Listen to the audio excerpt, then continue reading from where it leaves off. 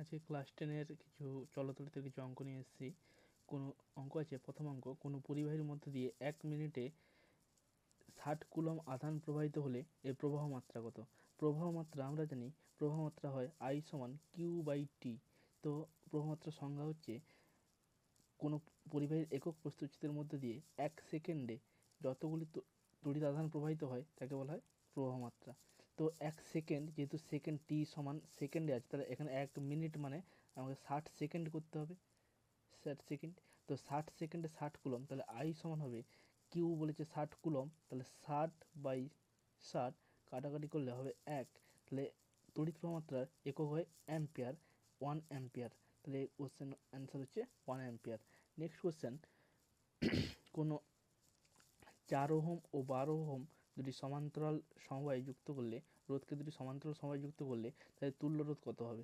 সমান্তরাল সমবায়ের সূত্র হচ্ছে 1/R সমান 1/R1 প্লাস 1/R2।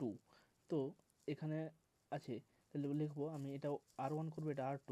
তাহলে R1 মানে 1/4 প্লাস 1/12 দিয়ে আমি লসাগু নিই, তাহলে লসাগু 12।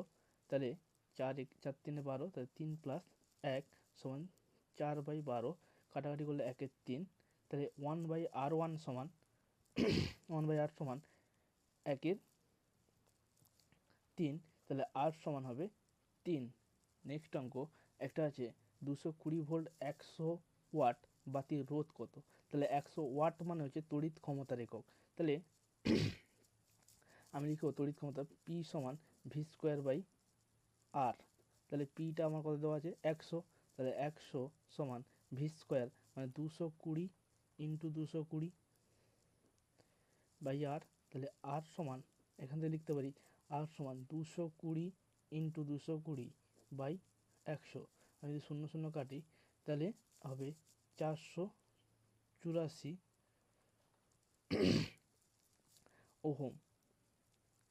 নেক্সট অঙ্ক আছে, তড়িৎ প্রবাহের ফলে কোন ধাতব পরিবাহীতে 800 জুল তাপ উৎপন্ন হয়।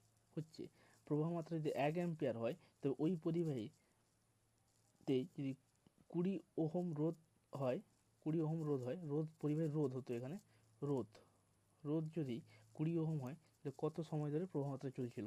তাহলে জুলের সূত্র অনুযায়ী জানি আমরা H সমান I²RT হয়।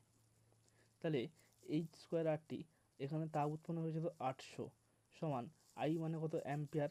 1 অ্যাম্পিয়ার দেওয়া আছে, 1/2 ইন্টু আর কত আছে? 20 ওহম, তাহলে ইন্টু টি। তাহলে টি সমান লিখতে পারি কি? টি সমান 800/20 ইন্টু 1। তাহলে কত হবে? এখানে 0 0 কাটবো, 20, তাহলে 40, তাহলে হবে 40 সেকেন্ড।